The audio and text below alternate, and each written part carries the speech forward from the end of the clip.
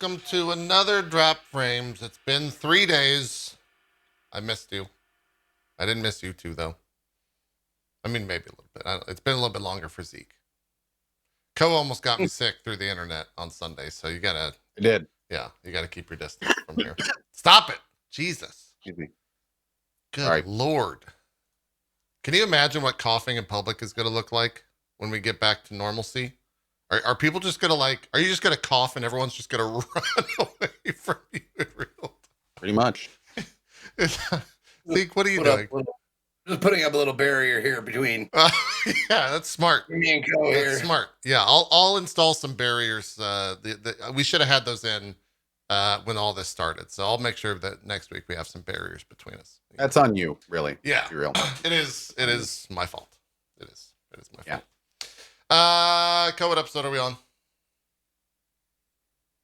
24. Oh, it works.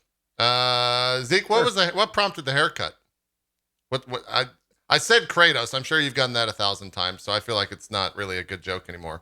But what? It's fair. It's a fair joke. It really is. Like, you could probably take a screenshot from the beginning of my stream where I had a picture of me next to Kratos, and it's. Oh, so okay, you welcomed it. Yeah. Yeah. Yeah. Yeah. Well, I mean, it's a hell of a lot better than getting compared to like every other shaved head bearded streamer that there is. Sure. There's a few of them. Yeah. Yeah. But Kratos, like, I'll do Kratos. Boy. You know what I want you to do, Zeke? I'm gonna assign you a task, and you can't say no. Okay? I hate homework.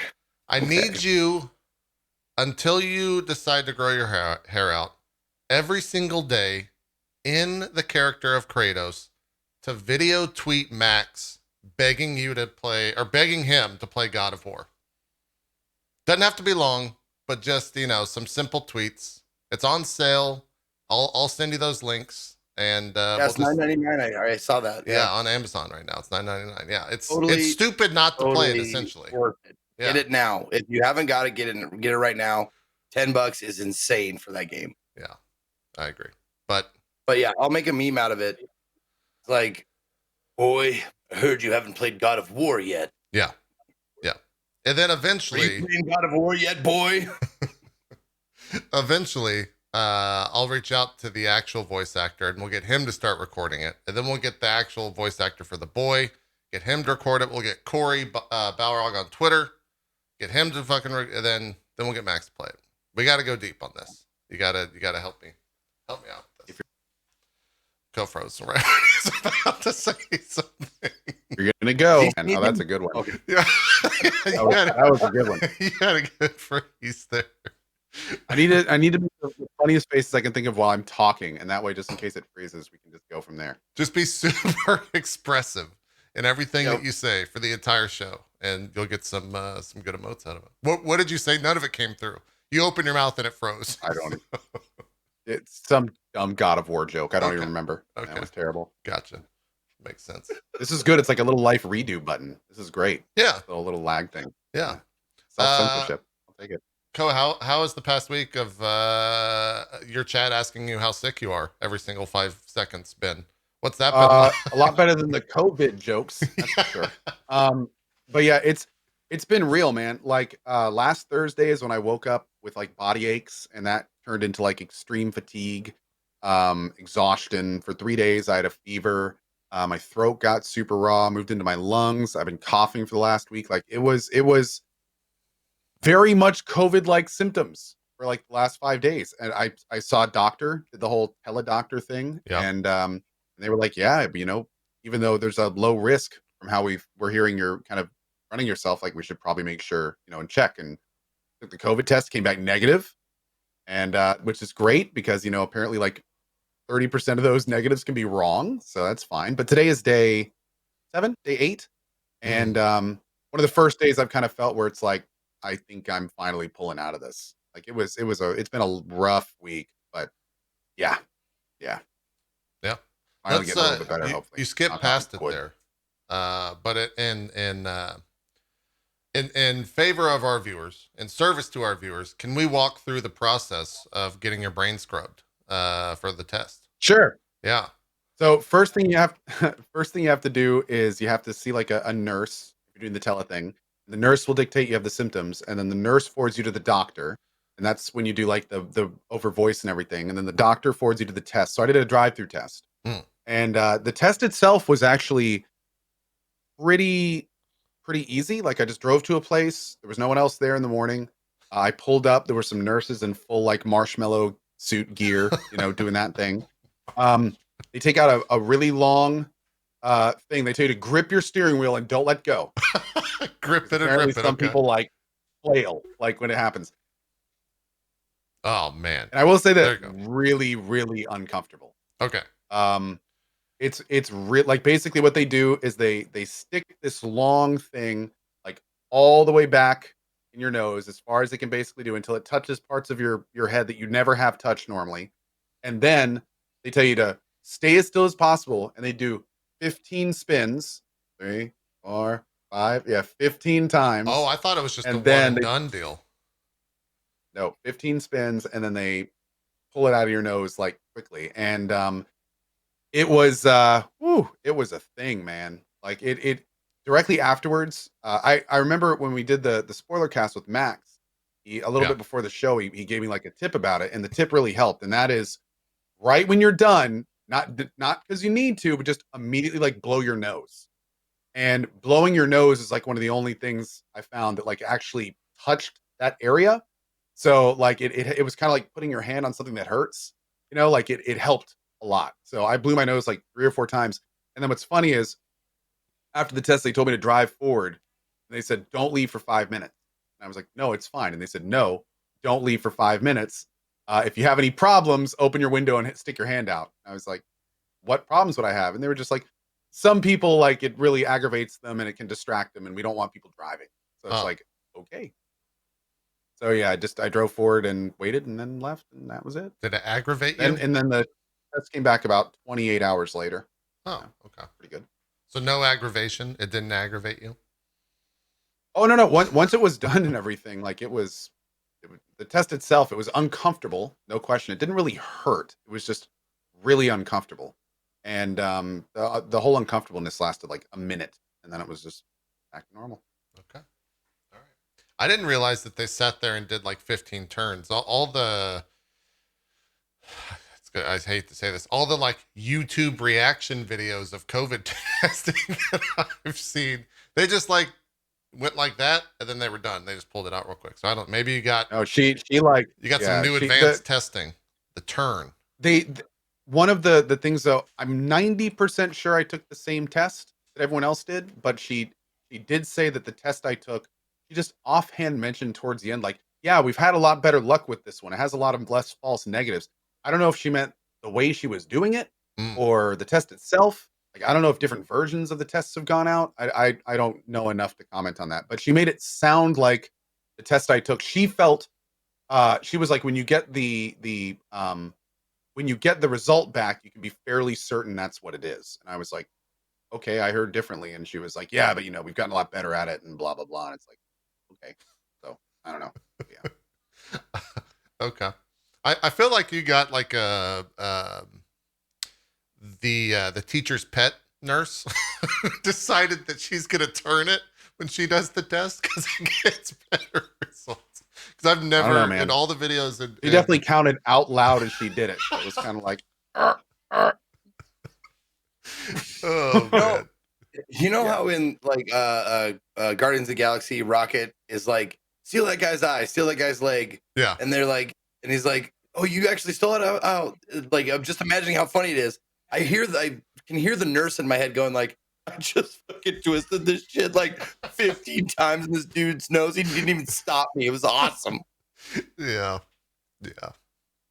She literally was like, maybe I can kill the virus if I just smash it against his nose. I don't know, dude. But man, the thing is, man, what they don't tell you is they're testing you for the virus, but they're also implanting a chip in your brain, man. I don't know, dude. It's like it's a conspiracy, man. I didn't think about that, man. I mean, UFOs are real now, so you got to think about everything. Jesus, I didn't. Yeah, what the fuck is that all about? I barely caught like Truth is a out there. minor tweet about it, but like, was there some sort of like acknowledgement of UFOs? Well, it's not that they are alien in nature. It's just they don't know what the fuck they are. And they were like So official basically, government videos. what the news story is that there were these 3 videos that were leaked or something that have been going around for a while. And the news story is that the whoever, military or whatever, they confirmed that they're actual real videos. So that's why it kind of resurfaced. Yeah. I had seen the videos a while back. They've been circulating for a while, but they are super weird. They're very strange. They may have explanations, but they're very strange. They're really weird videos, man. Yeah. Like they're weird. Especially like there's a couple YouTube videos of like experienced aviators watching the videos, and they'll tell you like, yeah, the speed this is moving and the elevation it's moving at, like we don't have anything that comes a fraction to this. Like this particularly that one where he's trying to catch that little dot going over the water. Like I watched some YouTube video where some guy was like, yeah, if you know what you're looking at here, you know that we don't have anything that does this. Like not even close. Yeah. So who knows, man? Who knows? Yeah. Yeah, they were declassified. Probably weather balloon, I'm guessing. Probably. Yeah, makes sense. Are you watching it right now, Zeke? Is that what the eyes are? No. Oh, okay. Okay. You were darting across the screen, so I thought you were watching the object, the unidentified object on your screen. Oh, that's a good call. It's swamp gas. They're probably swamp gas. It's probably true. It's probably true. We sometimes will talk about video games on here, so maybe we should continue doing that instead of this off-topic stuff. Zeke, you've been playing a game that I want to start with this week that I was actually watching you play a lot of yesterday. You were getting frustrated, but I couldn't tell if that was because you... I'll let you tell the story because I don't know why you were getting frustrated. But you want to talk a little bit about Cloudpunk? Yeah, I do. Yeah. How is Cloudpunk? What is Cloudpunk? Let's start there. Okay, well, Cloudpunk is a game I checked out on Indie Sunday, this past Sunday, so we can skip over it if we get that far. Mm-hmm. But there's more than a few people suggested it to me in my Discord game suggestions tab, and there's like 3 or 4 people, and I went, okay, we'll put it up for a vote, and it got voted in, and I played it like, I don't know, hour and a half, 2 hours of it on stream. And man, it's an intriguing game. I liked it a lot. They kind of it's a real cool thing that they do in the game as far as graphics are concerned. They kind of hide the voxel graphics of the environment and of the characters and stuff. If you get really close to something, you can tell it looks like it's built with Legos, kind of. Right. Character model, some of the buildings, stuff like that. But they always have the camera pretty well zoomed out. Like you can see how zoomed out it is. The character that I'm playing is like right in the middle of the screen. It doesn't take up a lot of real estate. You see me running there. That's how big your character is most often. You rarely ever get a zoomed in view of your character. And I think the reason is because the environment around you is so colorful and so well done and so immersive.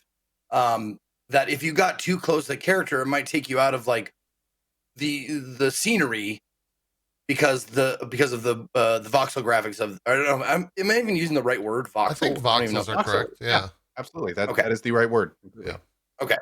But it's a purposeful thing. You can tell, and it's a good thing. They do it absolutely right because the rain looks awesome. The whole neon like Blade Runner kind of feel to it is really great. And what really stands out, and you'll notice this like the first time you play the game for any like amount of time, the music in it, the backing tracks, the OST of it is just phenomenal. It's really, really well done.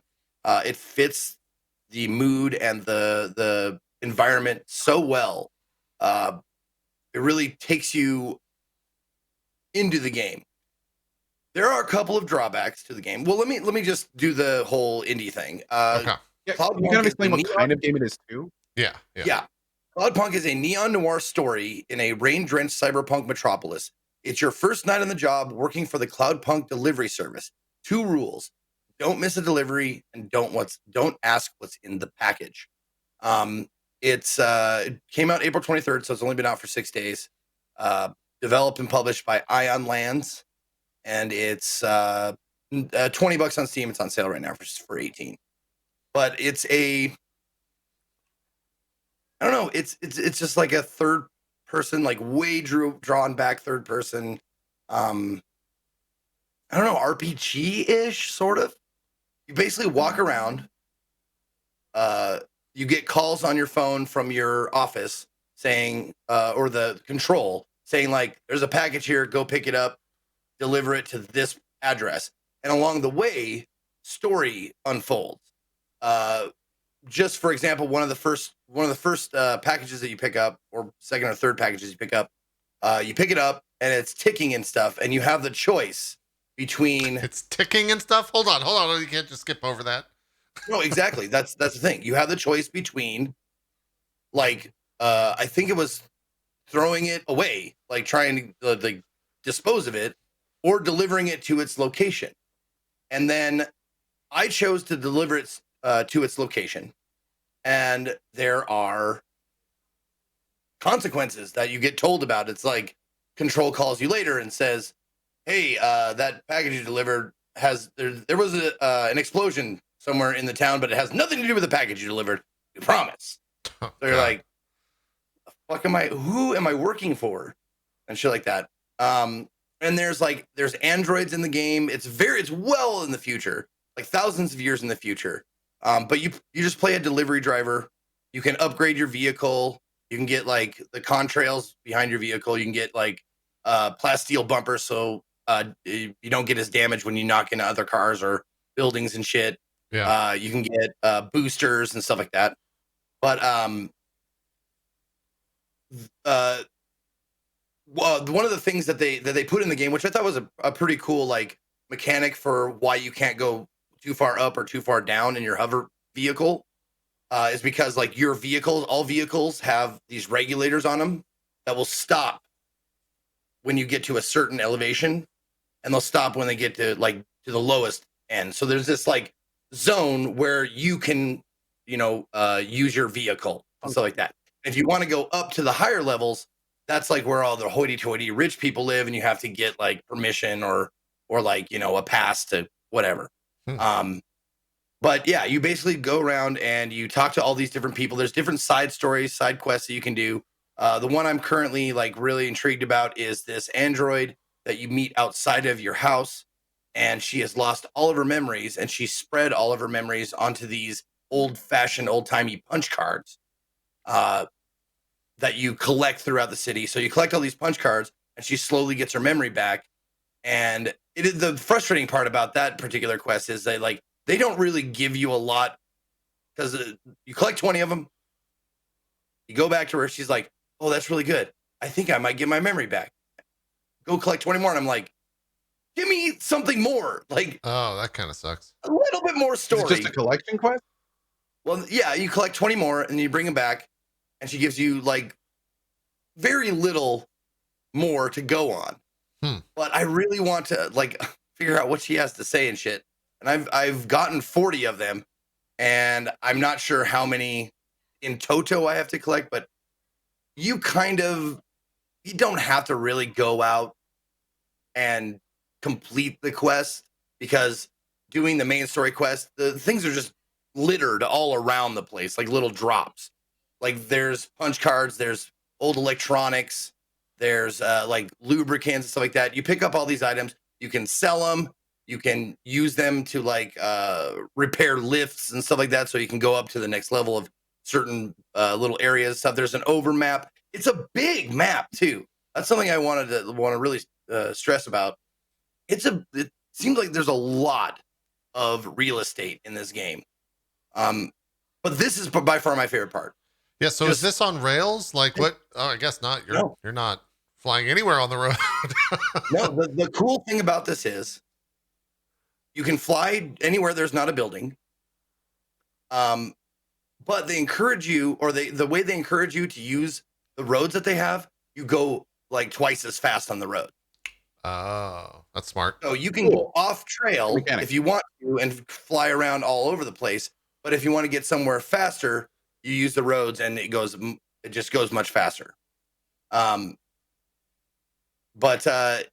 it's like there's enough stuff in it. Like the carrot on the stick, there's enough like little encouragements to keep you going through the game while you're doing like main story quests and stuff like that. You'll stop at a main story quest place.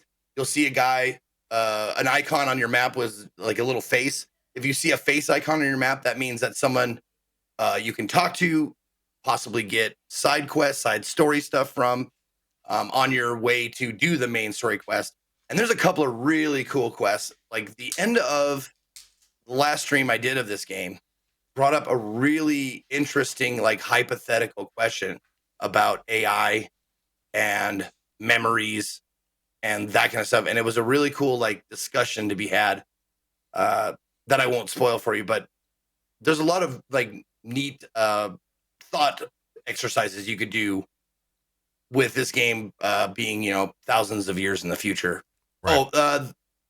The other like tenet of the game is the place that you're cruising in, that you're allowed to cruise in. The reason why you're allowed to do that is because down below, there's like, I don't know, hundreds of stories below. These are like way up in the clouds, like the fucking Jetsons, like they're above the pollution, but there's like people who live in that like pollution. You get to go down there at all? Yeah. Oh, it's one of them's called the vents. You go down in the vents and it's just like smog. It's fucking cool. It's really cool. Yeah. But yeah, they really set up the environment really well. They handle their lack of like really accurate graphics by zooming it out and letting you see all this. And it's fun to listen to. It's fun to look at. A lot of things in the right spots. What's that? Voice acting? That's what I was going to get on to next. All the lines are voice acted, which is awesome. Wow. All of them. However, yes, all of them. Dang. I've not come across a section where I had to read out loud anybody's dialogue. They're all voice acted. Well, that's with that said, there's more than a few people who didn't like the voice acting. They thought it was not bad, but subpar, lifeless a little bit. Sure. The main character you play is kind of a butthole, if I'm to be honest. She's kind of she's like kind of a hypocritical SJW kind of person. And it's just like, you don't hate her, but you're just like kind of annoyed at some of the things. You're like, why would you say that? Come on. Sure. The other thing is like the pictures of the characters that you see, sometimes the voices that they use for those characters do not match like what the fucking person looks like at all. Like there is no fucking way that person has that voice. So it seems like the art came first and the voice acting afterwards or something. I think so. Yeah, I think Gotcha. so. However, I will say one of the coolest voice acting jobs in the game and funnest and really like I hope it's like, those Twitter accounts where dogs like talk and tell you their thoughts. Sure. There is your AI in your vehicle that talks to you because you replace your car's AI with an AI of your choosing, and you chose your dog, your previous pet's AI, and you put it in this vehicle, and it talks and acts like a dog. It's like, I am scared of this. I am good. I am a good boy. Did I do this right? Like, it's very like just like a dog actually talking to you, and it's adorable and it's endearing. One of the that's probably my favorite voice in the game, and probably a lot of people's favorite voice in the game. There are some really, really good voice acting jobs, but there are also some that are just like, you could probably try a little harder. Gotcha. But the quality of the voice acting, like sound quality, is fine. But it's I'm excited to see where the story goes, because they really give you the story fairly slowly. And you can I haven't been doing like powering through the main story quest. I've been doing lots of side quests and stuff, so I'm not sure like if you like power through the main story, like would it unravel faster? But there's a lot of the side shit is pretty goddamn intriguing, man.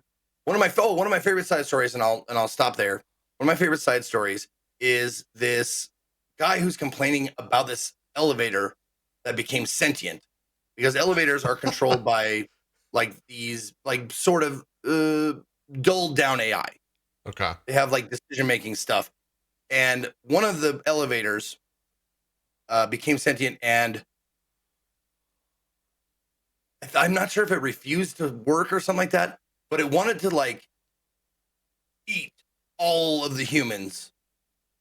But the funny thing is, you go up to talk to the elevator, and the elevator's like, well, what you ask the elevator, what do you normally do? It's like, I consume humans. Like, you mean they get on the elevator? Yes, I consume them. But what happens when they get off? Well, what happens when you eat food? You excrete it. It's like, oh, so yes, please, by all means, go on eating all of the human beings and excreting them. He's like, yes, I will. And then the elevator starts working again. Weird. Okay. Yeah. But that's cool. I mean, that's a cool idea. Like the elevator eats them and then excretes them and everything. That's its job. What does this game cost? What does it run? It's $19.99 on sale right now for 18. Is it PC only? That's a good question. I can look. How long have you played it already? I have played it a total of 8.5 hours. It's on everything: PS4, Switch, Xbox One, and Microsoft Windows. It is okay. At least according to the wiki. Yeah. Yep. Yeah, it seems to have gotten pretty good reviews. It's got a 79% on Metacritic, so seems like pretty favorable. And I think you just told me on this game, Zeke. Thank you. Yeah, not a lot of like you don't have to have a lot of or any skill. Like it's not. There's no skill involved with anything. Like you don't have to battle. At least I haven't had to battle yet or anything like that. I think there's racing that I haven't gotten to yet because I saw like a finish line in like the sky somewhere. So I'm like, maybe there's racing later. But up till this, it's just been like exploring, questing, doing that kind of stuff. And no real like there's choices involved that you make in your quest, but there's no you don't have to be good at video games to play this. Gotcha. Yeah, this definitely a game for me. This setting, I not necessarily the setting, but the way that they depict the future to me has always been like a world that I want to explore, especially dating back to like Back to the Future and Back to the Future 2 specifically. When he goes up in the clouds and you get to see all that stuff. I've always loved that, and games have never really, in my experience, explored it. Like if they do any like cyberpunk, for example, seems to be all grounded for the most part. This type of stuff right here, like I would love to see more games do this type of world. And it seems like graphically they've kind of nailed this in terms of how it looks for my own interest. So I'd love to see more games do that type of stuff. Also, it is, I don't know if I'd say chock full, but it has a healthy dose of references to old movies, to old video game consoles, to like nostalgic shit.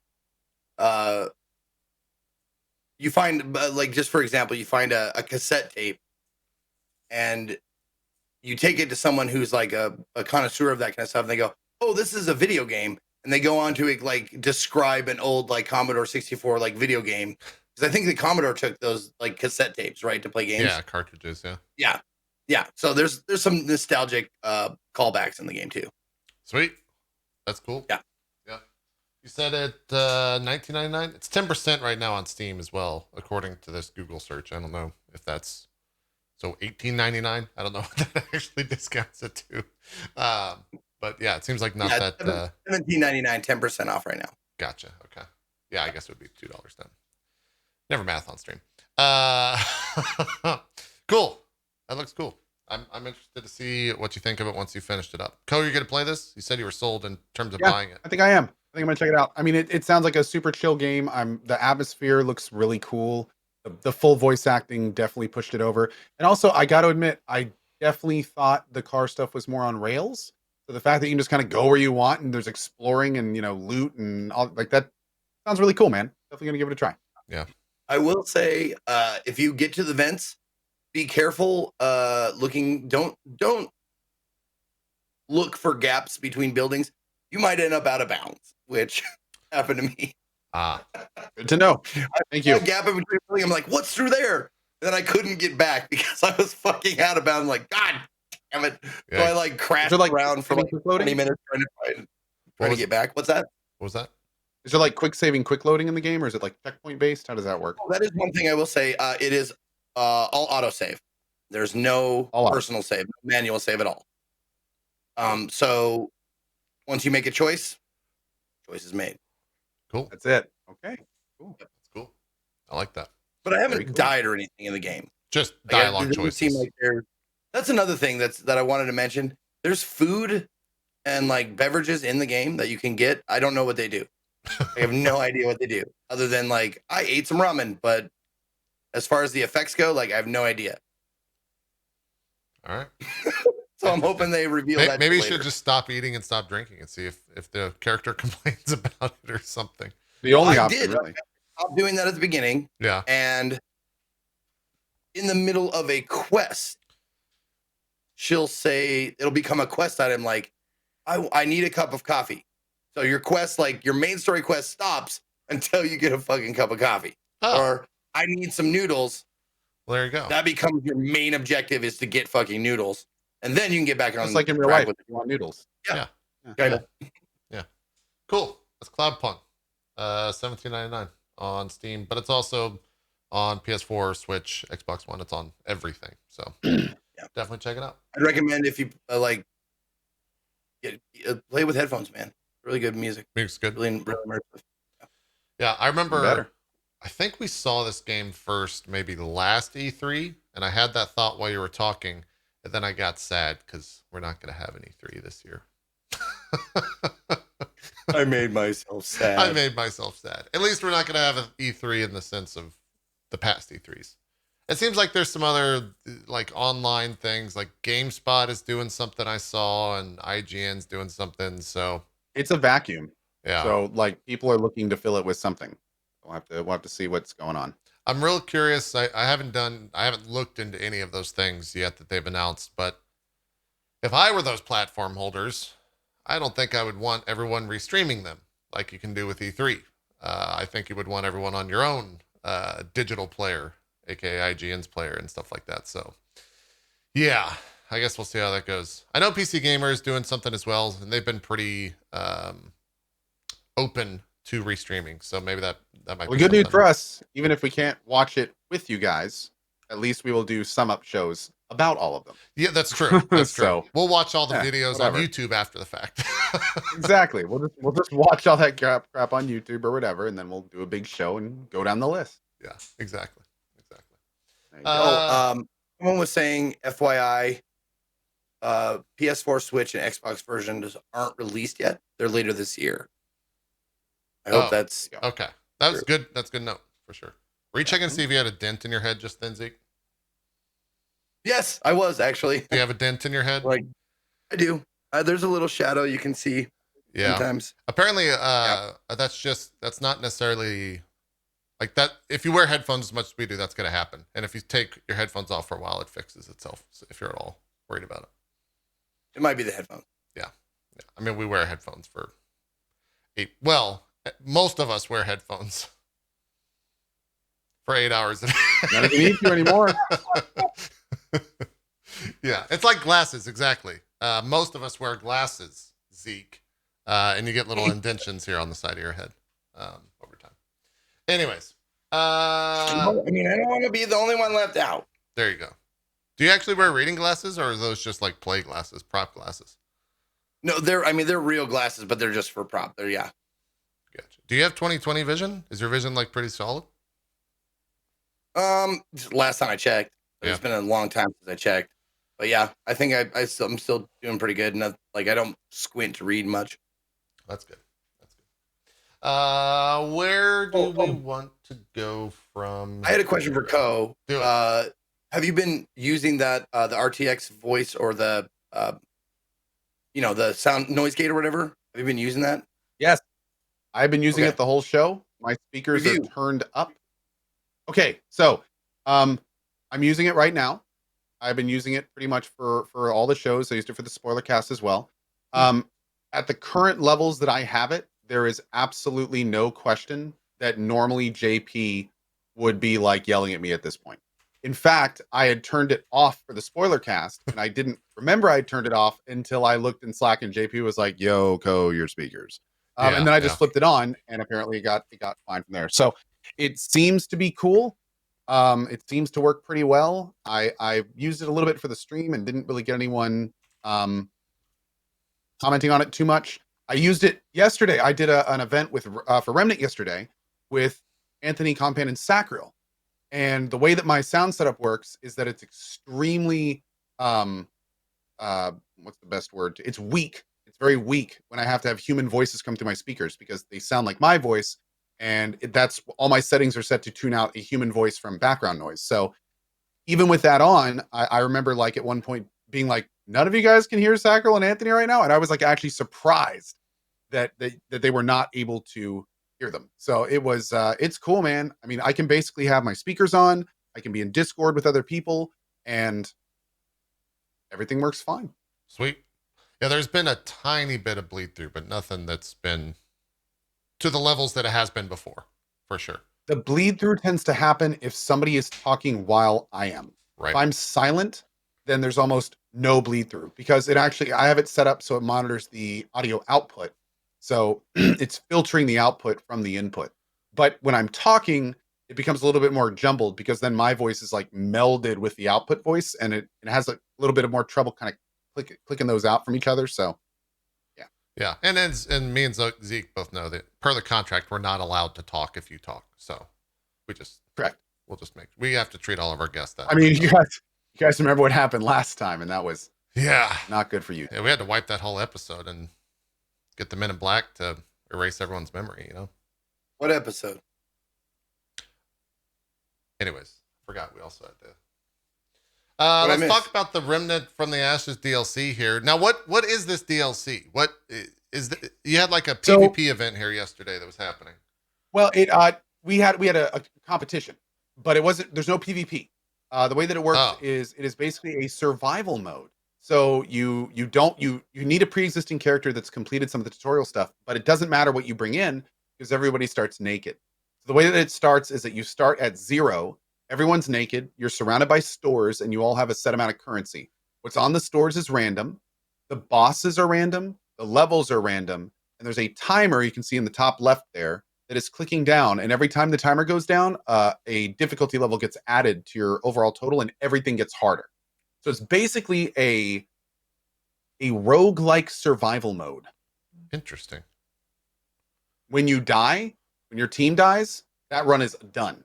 And you start over from scratch with absolutely nothing. There's no carry through between rounds. So it is basically designed to just like progress. Is there an end, or does it just keep scaling? I don't. If there is, nobody got to it that we saw. Okay. It just keeps going and going, from what we understand. There were a lot of people are saying it's like Risk of Rain, so maybe Zeke Sure. comment on that. I think he played it the most out of all of us. Yeah. I have not played Risk of Rain or Risk of Rain 2, so played Risk of Rain 2 most. But yeah, so it was a lot of fun. It was basically the Remnant game I played with even more stuff involved. I had a great time with it, and it was a very cool game mode. It really fits this game well. I played it for 4 hours with Sacriel and Anthony, and I had a ball. I could have gone another few hours. Like it was great. This game really is good. It's always been, and even when I played it, I thought this too. It's just so unbelievably unique for what it acts like. What we're seeing, what you see gameplay wise, just looks like, you know, a normal shooter. But once you actually understand the game and how it all functions and all the systems within it, it's so unbelievably unique. Especially for the first time going through it, and especially if you go into it blind. It's one of those few games you can tell took a lot of influence from other games, but it combined them in a way that really works. It didn't just like smash them into a game and be like, look, we're the Dark Souls of first person shooters. Like it it kind of feels like it is, but at the same time, it's very well built. It's very solid. Everything kind of works together. There's tons of synergies. There's like a full perk and trait system. Like the item equipment stuff is cool. The set bonuses work well. The weapons all function well and feel good. And I mean, yeah, Remnant has always been cool, and this is just another kind of cool little mini mode to play it with. Did they put any new items in here in this update, or is it purely just the mode? I think there's some new bosses. I'm not entirely sure of like the feature list. I should have been because I did a sponsored thing for them. I'm bad at this. Pull up the cheat sheet. Get the cheat sheet. Yeah, I actually the cheat sheet doesn't say. I actually.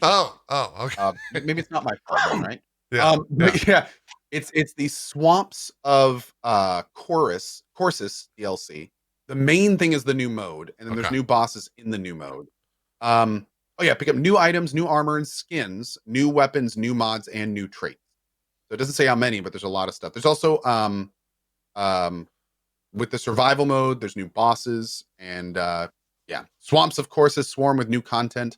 Discover a new zone in adventure mode, fight new bosses, experience new stories, participate in new events, find new quests, and more. Is it a free update or is it paid DLC? $10. $10. Okay. All right. Cool.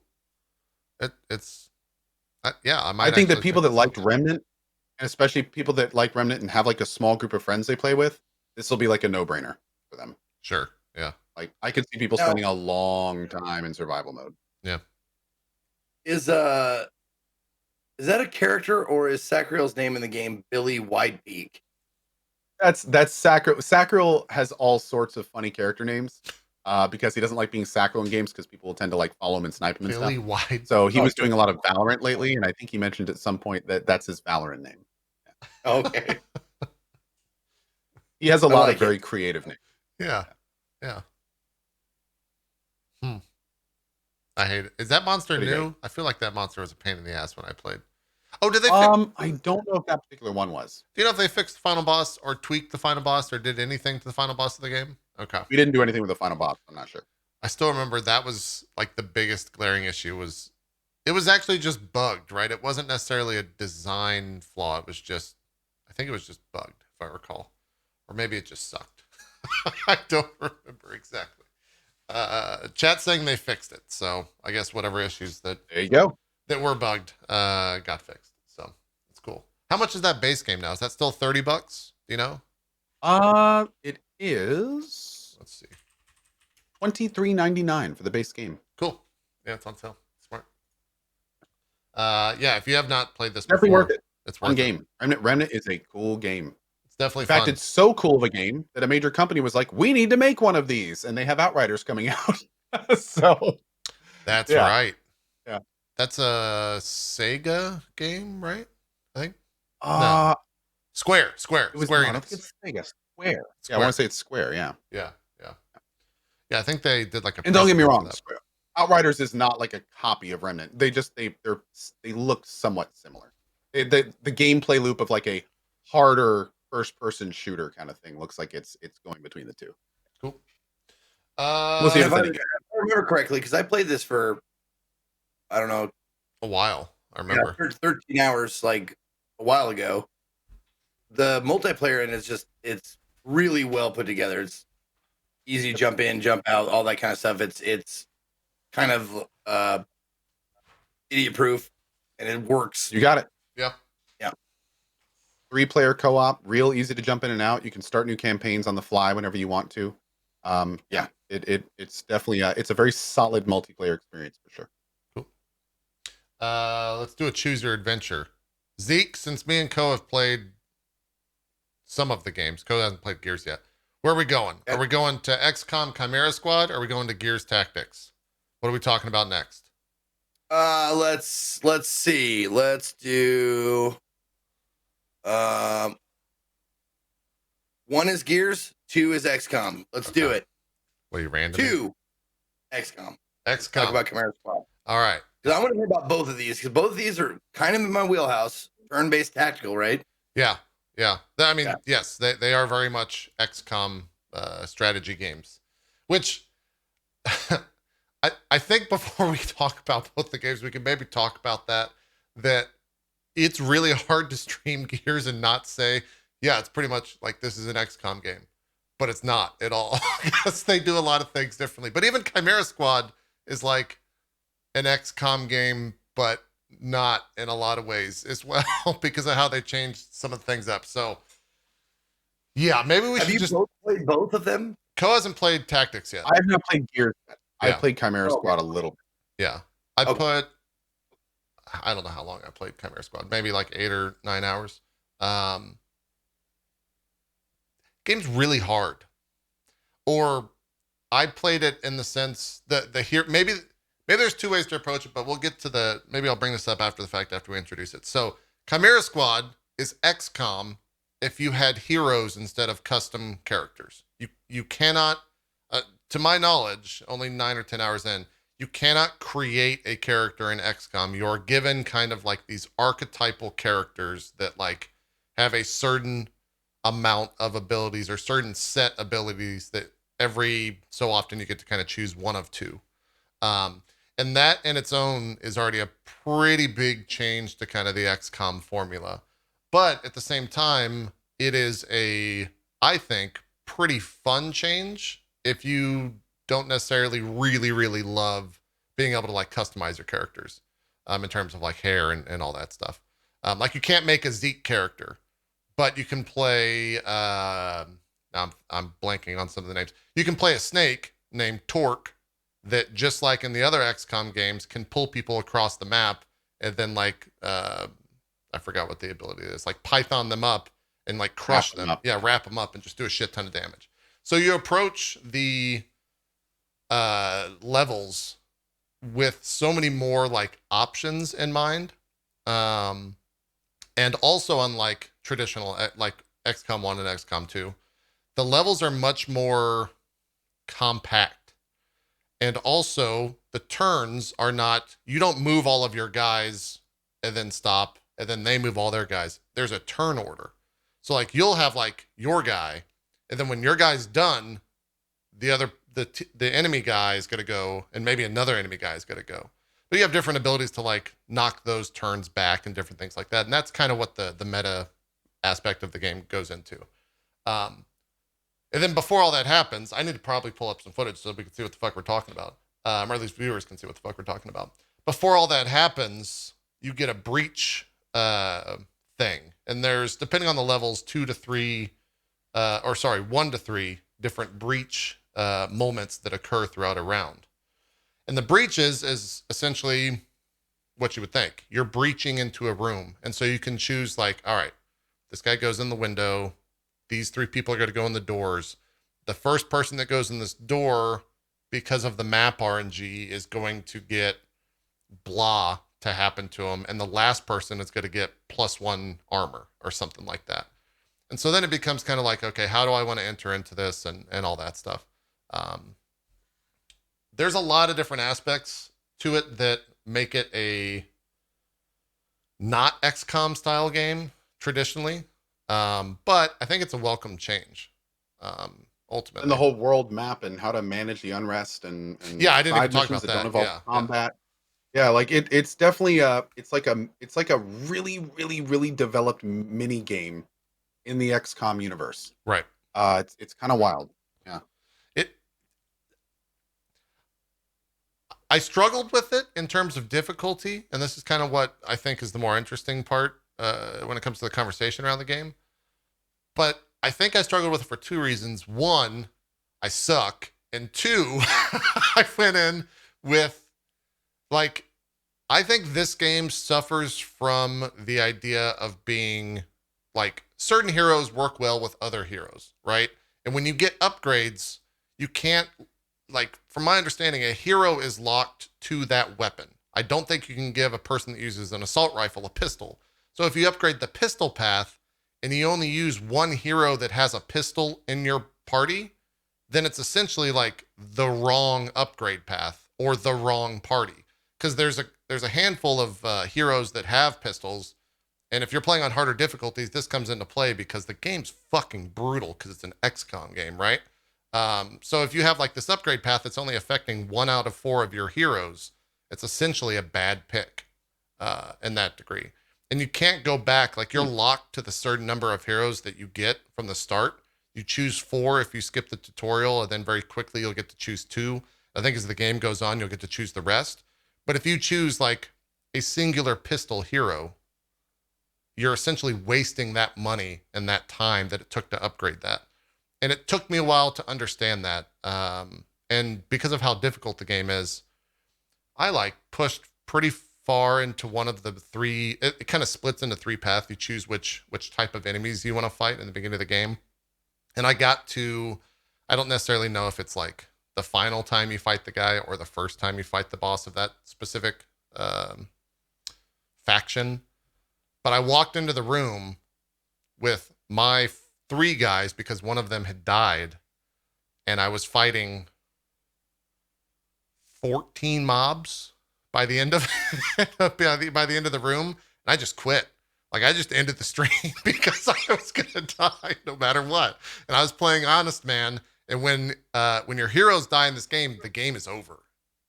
Essentially, like they don't get, depending on what happens, characters don't get wounded like they do in XCOM, where it takes an ungodly amount of time to like come back.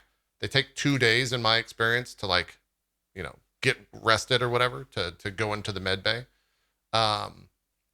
But if you flat out lose all of your characters in a round and everyone dies, then the game's over, I think, are some of the fail conditions. So I restarted twice in like my 8 hours of it, and that's when I stopped, because the game just seems unbelievably hard if you don't understand the synergies that exist between the different heroes at the harder difficulties. I can't speak for any. I was playing on the second to highest, expert or whatever it is. I wasn't playing on impossible, which I know that like Baru and Strippin. And Cohh, you were playing on the same difficulty as me, right? I think so. I was on hard, but I'm not even playing honest man. I'm just like playing it to play it. So when I go back to it, I may just kind of move through it kind of like at a normal difficulty. If I have a squad wipe in a map, then I may just restart the map or something. I don't know. I'm still debating plans on like when and how much I'm going to go back to it, especially with Gears Tactics now right around the corner too. Actually looking forward to hearing what you think about that. But yeah, I mean it's been fun. It's if you like XCOM and you like little variations on it, I can see like XCOM fans really liking this game. But I also know some people that have dumped hundreds of hours in XCOM 2 were kind of like, this feels like a mobile game to me. And I kind of understand that too. Yeah. So, yeah.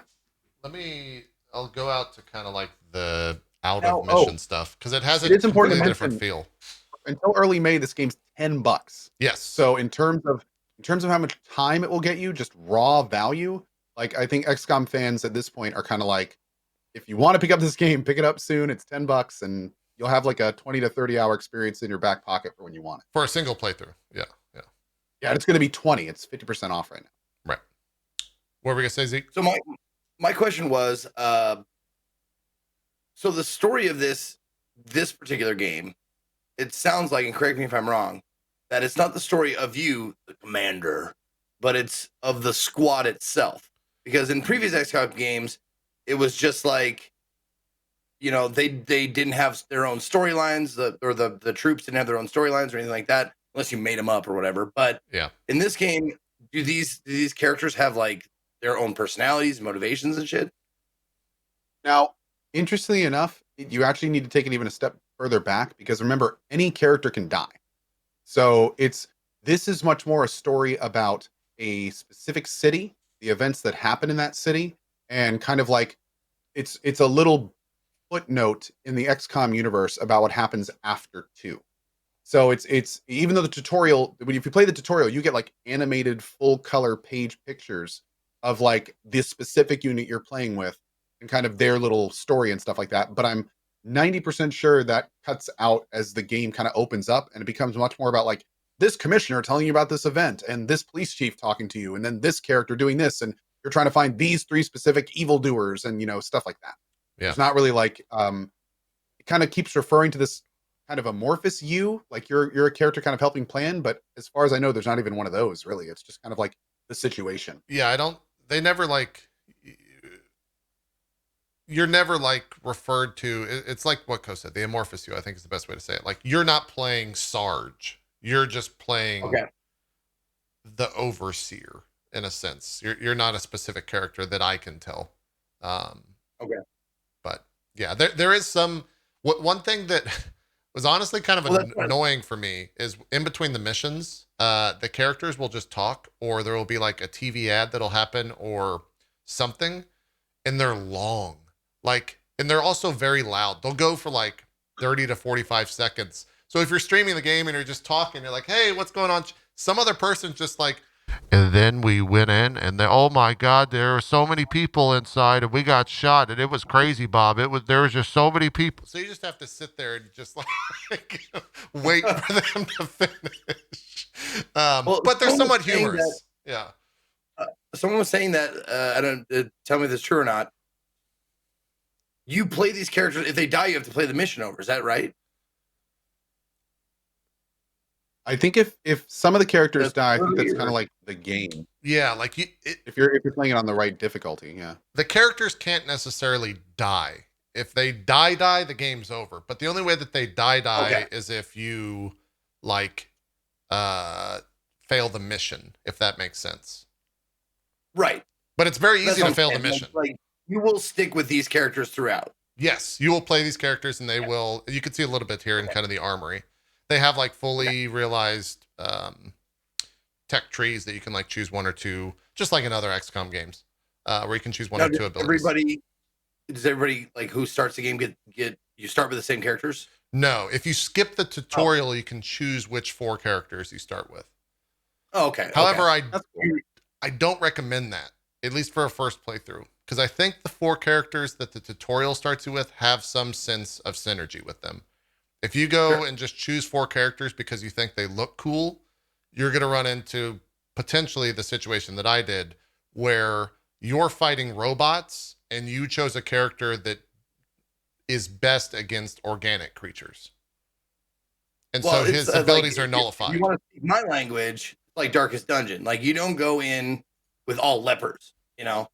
You got no healers, Right. you got no this, you got no that. You want to go in with like a nice, well-balanced, synergistic squad, basically. Yeah.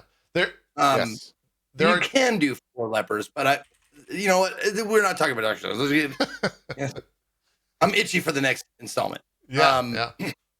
But so I'm guessing you also like recruit along the way and your squad gets bigger. Like you go in with 4 and then eventually you can go in 5 or 6 or whatever. That I don't know. I don't know if you can change the party. Oh, the party size changes from like 4 to 5 and in no, not the party. Well, you get more characters. You get more characters. You get more characters.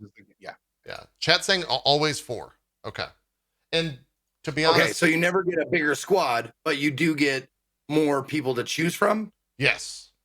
Okay. You do, and it's also there's the meta aspect of it, the meta game aspect, the stuff that happens outside of the direct combat. It's like you can slot characters into different buildings and different areas. So there's like spec ops, and you can put them in there to kind of train.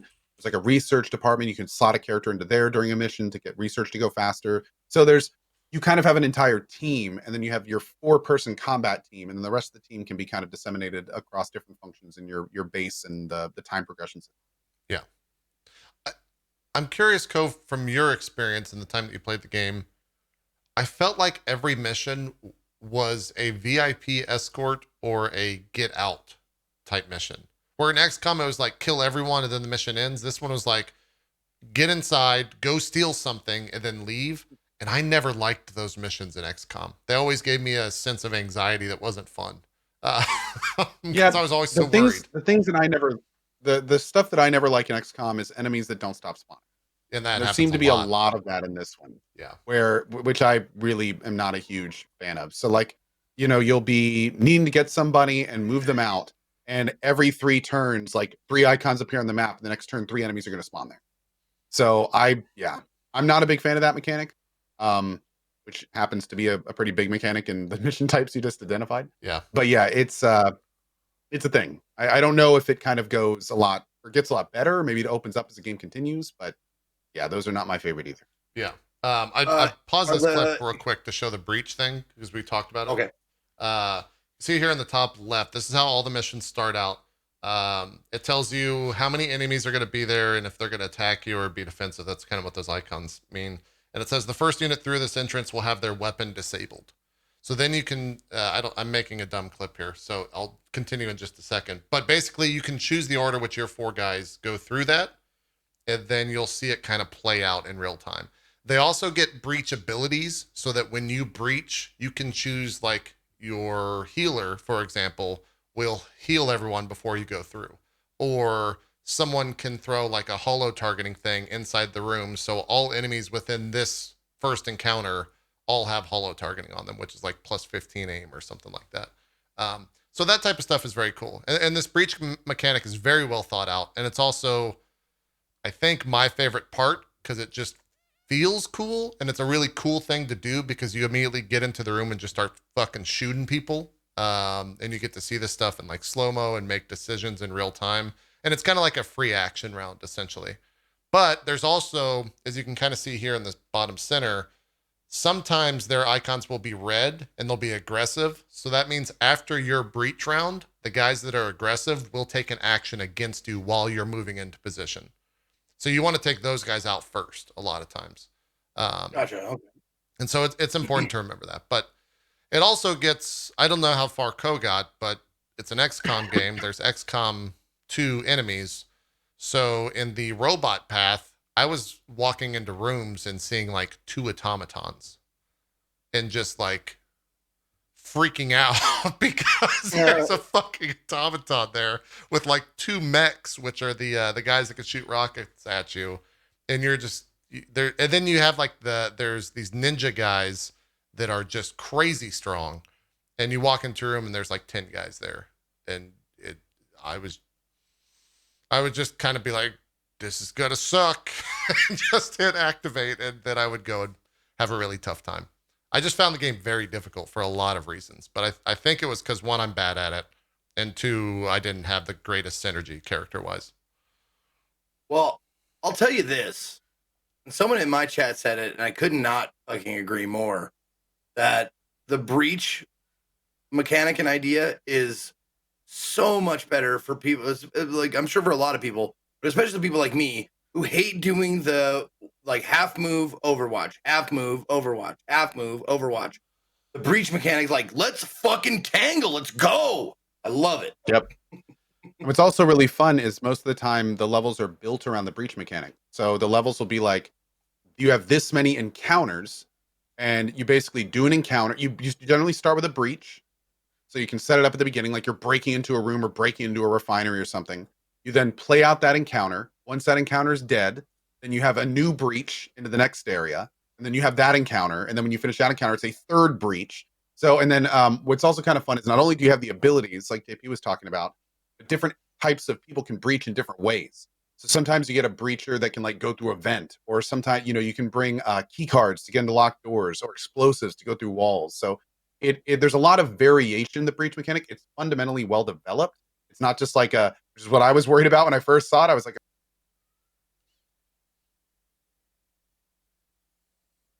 I just froze, didn't I? You're back. Still going? Okay, there. My whole site just froze. But yeah, it's pretty cool. They give you lots of variation, lots of different ways to do it, and at least for as long as I played it, it stayed fresh the whole time. It was cool. I enjoyed it too.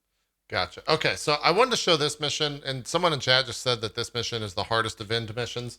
This mission can suck my fucking ass. This thing was so goddamn hard.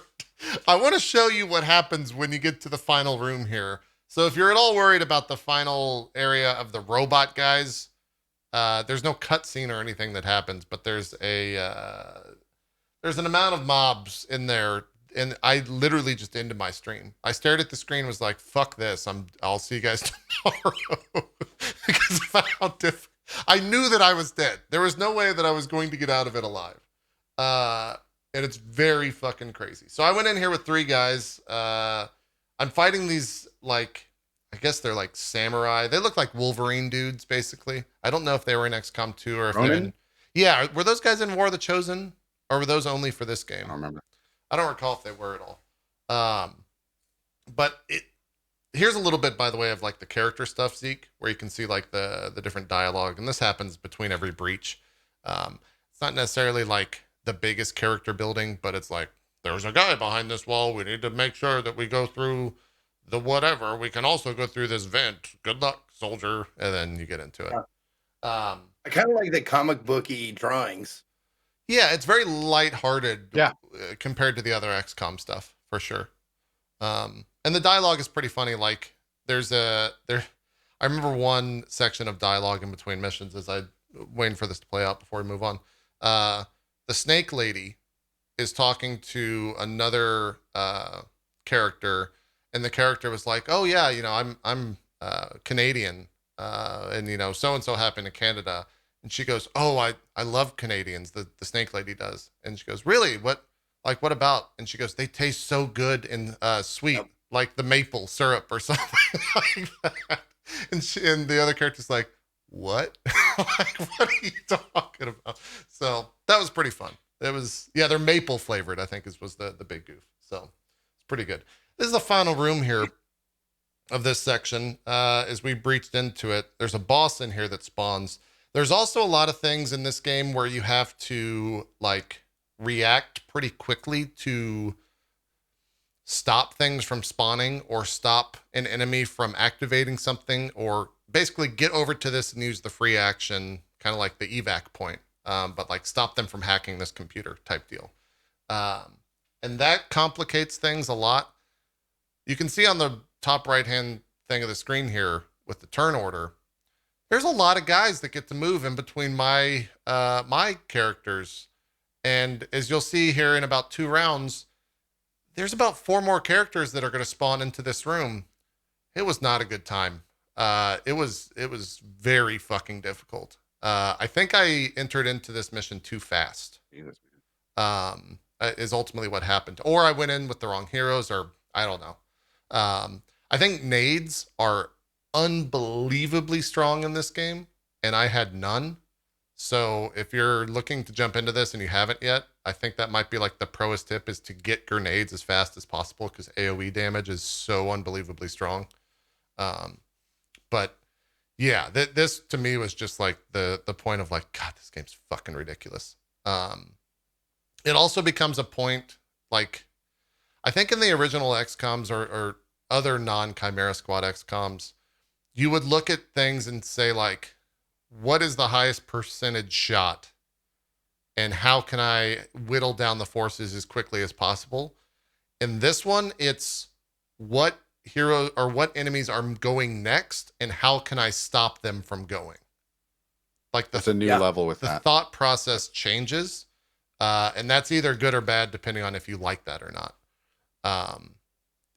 It is a different way of thinking, and I think that I never got over that in the 8 or 9 hours that I played. But I did not have a bad time. Like, the game's fun. It's XCOM. So if you enjoyed the other XCOMs, there's a high probability that you're probably going to enjoy this as well. Just streamer question: can you change the names of your guys? Nope, you can't change anything about them. Well, come on. You can change the color, and that's it. You can change like the color of their armor, and that's it. Yeah. But like blue blood is always going to be blue blood. Chimera always is going to be Chimera. Here are the other guys that just spawned in, by the way. So fuck me. Well, selfishly, I always liked hearing about how badass I was in your XCOM campaign and shit like that. Right. And I like that too. Enjoyed those little stories that you can make. Yeah. It's the same thing like RimWorld. Absolutely, dude. It's so much fun when you can put a little bit of a personal touch in it. Yeah. Yeah. So no question. I mean, I get why they didn't do it, obviously, but whatever. Yeah. Is there voice acting in it?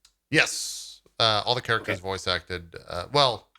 Yeah, I guess all of it's voice acted. I don't think there was anything not voice acted. Okay. Is this you quitting? Oh. Yeah, that's me quitting. Okay. That's me ending. Okay. I just ended. I just ended. I said, boom. I said fuck that shit.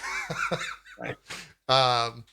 Still And XCOM. done. I wanted to ask about the. Is there just still only like 1 or 2 grenade slots, or can you just stock up? Grenade slots or 2 item slots, I think. You can upgrade the utility. I think they're called utility slots. You can upgrade the utility slots per hero, per character, to 3, maybe even more, I think.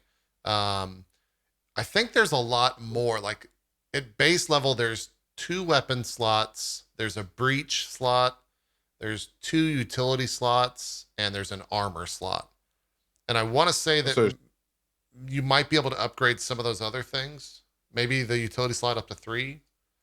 Depending on, Someone's saying one of the characters can have 4 because of their training, which is like the stuff that you can unlock. So, yeah. How do they handle the upgrades? Like One grenade spot. Sorry. in previous games, it was like grab a dead body and research it, and then you get this thing. How do they handle that in this? It's intel. It's research. It's the 3. You do research. Okay. It's the 3 currencies. I did not see Illyrium. That's what it was. Illyrium, Intel, and cash or whatever. I did not see anything. Yeah, I did not see anything where it's like grab that body and we'll research it. I don't know if they go to that depth in this game. Okay. But I was getting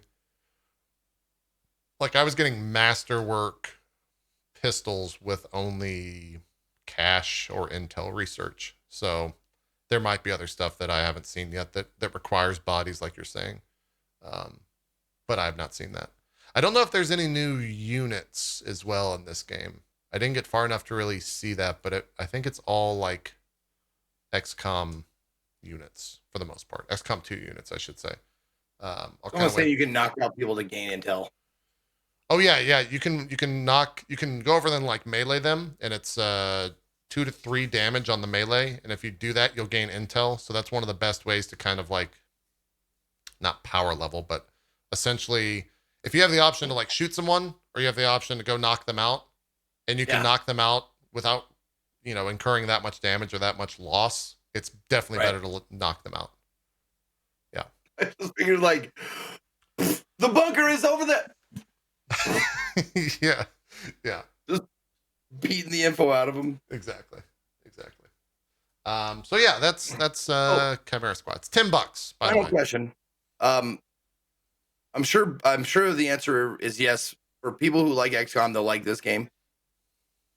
Now the other question is, if people don't are, either they haven't played it or are kind of like mad about XCOM, is there enough new shit or something to get new players in or not?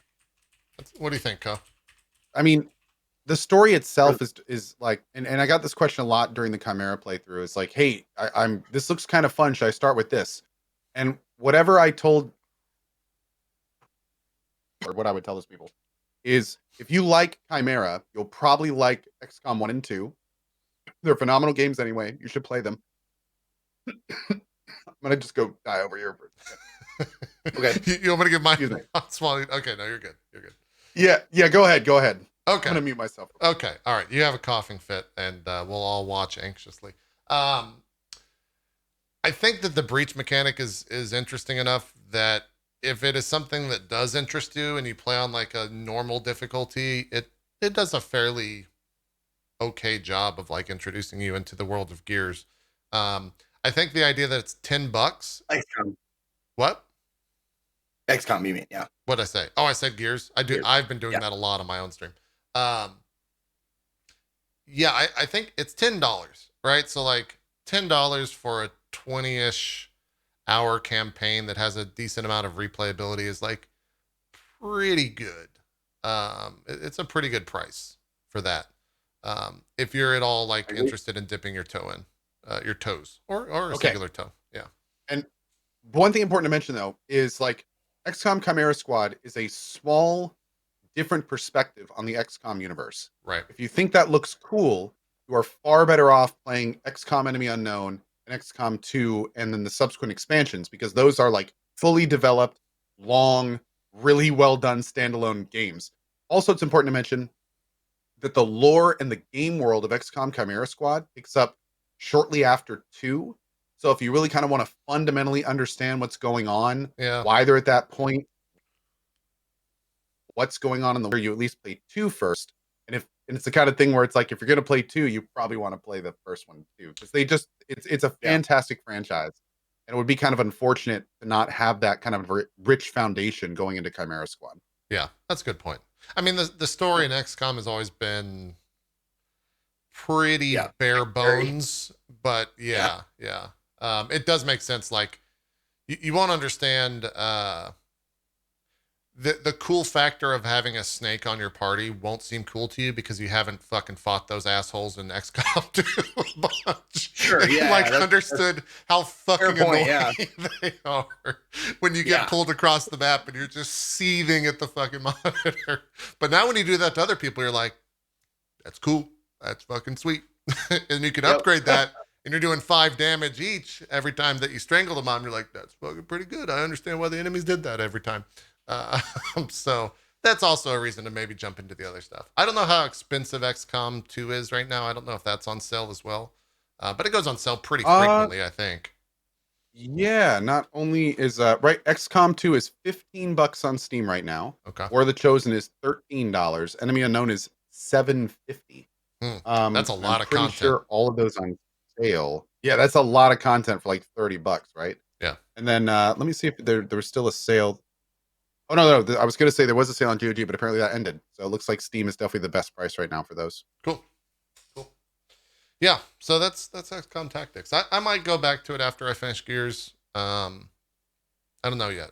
I'm deep in Persona. I got a lot of social links. I got a maid that I got to take care of. Oh my god, I want it. You know, I'm excited. I got to take care of that maid, and she's got to make me some coffee now that I can have her do side stuff for me. So, But don't talk about it now because I want to go. I want to nerd it. I want to nerd out. oh, You can mean wait. Okay, we'll wait. What? Yeah. We could take a break, or I could just jump into Gears now. I have a lot to say about Gears. Should we break?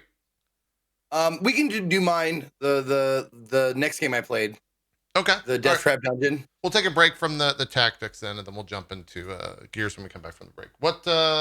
On the break, I'm gonna try to switch out my internet and see if it helps at all. Okay, cool. Zeke, what was the next game you played? I'll pull up the VOD. It was before Cloudpunk.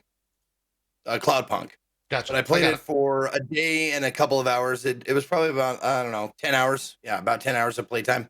The game that I played is called Ian Livingstone's Death Trap Dungeon, the interactive video adventure. And it's starring, the narrator is Eddie Marsan, who has been in tons of fucking movies and stuff. Yeah. He's a very famous British actor. Has been in Fast and Furious, Deadpool, Atomic Blonde, Hobbs and Shaw, blah, blah, blah. They even say that in the blurb there. But basically, it's a takeoff of the books. There's a lot of, someone said there's like 70 or more books in this kind of like choose your own adventure genre. And they made a game out of it. And it's basically like Eddie Marsan is the DM, sort of. He just kind of describes to you what's happening. It's like you walk down a hall. To your left, you see a door. To the north, you see the path continuing. And then two choices will pop up. You open the door, or do you continue north? So on and so forth. Huh. There are lots of it's really, really like a choose your own adventure book. And I loved those as a kid. If you like those as a kid, you're gonna fucking love this game. It is just to let you know, it is still in early access. So I'm hoping, really, really hoping they add more content to the game. Not saying it doesn't have enough, because it does have a lot. It has a lot of good content it's a $10 price tag. So for an early access game, I'm like, for my money, it was worth it. Especially with all the descriptions that he gives. He does some voices like for the monsters and stuff. Like you'll come upon a goblin and he'll get a voice like this and he'll talk to you like a goblin and stuff like that. And if you come across like a big troll, like he does like a voice changer, like we've all heard. That like he'll talk like this and have like a voice, Like that kind of shit. But it's basically just like a choose your own adventure. It's like you see this. There's a dead adventurer on the ground. He has a satchel. Do you stop or do you continue on? The really, really super fun part of the game was that I played the entire game. Has Zeke talked about this before? Yes, I have. No, I talked about this. I'm memeing on chat. Ignore chat. Don't read chat ever. Close chat. You're on a show. Sorry. Sorry if I pay attention to you fucking piss ants out there. I shouldn't. It's but I played this a little while ago, and then I wanted to. It was one of those games that I was like Cloudpunk. I was like, I want to come back to this game at some point in time. So I did. And we actually finished the content that they had thus far. And it was really fun playing with chat, letting chat make all the choices, because of course, inevitably, it's going to start with chat making the absolute dumbest, most risky choices. And then it kind of tapers off, and they'll want to continue the story a little bit and stop dying. And then they'll get back on the like, oh, this is new shit. Let's do all the risky stuff, and let's see how often we can kill the main character or whatever. Right. So it ebbs and flows and stuff, but it was really, really fun to see people like go with the crowd, go against the crowd, make obvious or not obvious choices and stuff like that. And to the I always forget his name. I just want to call him Eddie, but Eddie Marson really does a great job at. And he'll do these close-ups when you die. He'll be like, as you reach for the diamond, and it'll get really, really close. You notice the ceiling falling from above. The last thought through your head was you should have drank a potion of detect traps. Your adventure ends here. Nice. It's so good. It's so like fucking charming in English. It's a great game. I really had a lot of fun. A lot of different ways you can do stuff. It's really cool how they connect things in the game too. Like there was a thing that I did at the one of the first or second choices that I made that made a difference at towards the very end of the game. And I was like, oh shit, I've been carrying around this fucking thing for the entire adventure. I had no idea what it did until just now. I thought it was just fucking garbage, but yeah, it worked. But it's a really fun game. $10. I loved it. Totally, everything is voice acted. Super simple to play. Oh, and the other thing is, when you roll up your stats, you can just keep re-rolling until you have max stats if you want. Oh, good. Yeah. I mean, and yeah, there you go. And I would say eventually, I died I don't know, half a dozen times. By the time I got to the 7th or 8th playthrough, I was like, you know what? There's one stat that I'm going to re-roll until I get it max because it's the most important stat, and I do want to eventually see the end of this game. So I did that, and it's it felt bad because it's not really cheating because it's in the game. They just say, "Do you want to re-roll? You can keep re-rolling until you get double sixes," and you're like, "You're only cheating yourself." Exactly. Yeah.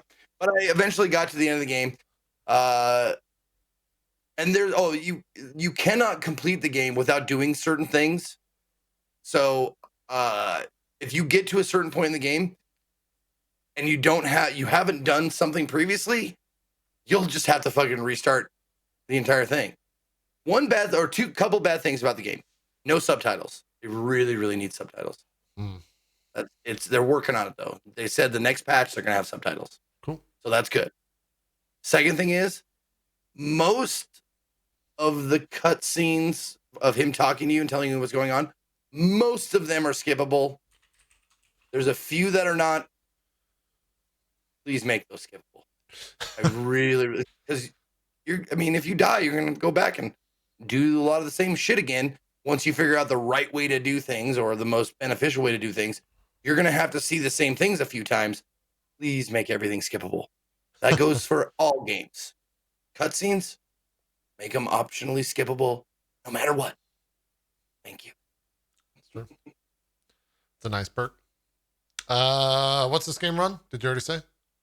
$10. $10. $10. Yep. It's the Good time price. for $10 games. They're everywhere apparently. It's Cool. always the time for $10 games. That's true. Ooh. That's true. And the RNG does make it exciting at times. It really does, because sometimes you feel like you cannot, even with a 3 bonus over the thing you're fighting, it seems like you cannot fucking score a hit. He just keeps taking out of you. You gotta use your healing items over and over. And then sometimes you just feel like the fucking boss. You're just like, crit, there's no crits, excuse me. There should be. There's no crits. But you're just like, got him. Yeah, that's hit. That's another hit. It's great. I love the RNG of the game. Cool. All right. And with that, we're good for a break. So we'll take our break. We'll come back. We'll talk Gears, Tactics, do an Indie Sunday. Persona, I guess. Yeah, I'll talk about Persona some more. Impart my knowledge of what's new in Royale to Zeke and Co. Then we'll see some news and some other stuff to talk about as well. So we'll be right back with more Drive Frames. Don't go anywhere. We'll see you in just a bit.